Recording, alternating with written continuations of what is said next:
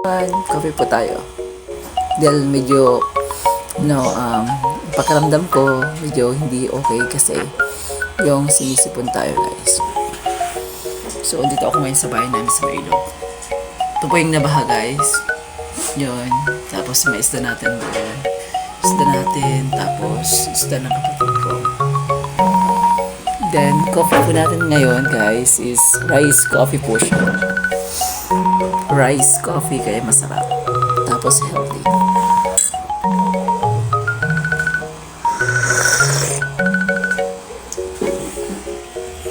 Tapos, yun. Nakapaglinis na rin pala tayo. So, nilinisan ko yan.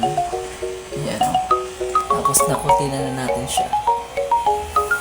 Tapos, syempre, pati yun. At, ayun, o. May halaman na doon, guys. So, maganda na po yung house natin. Hindi katulad dati. Coffee tayo. Rice coffee, guys.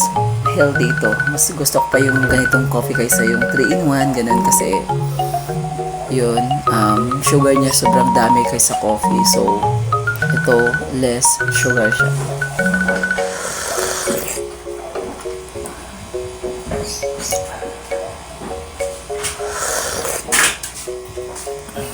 Sarap mag-coffee, guys. Ito.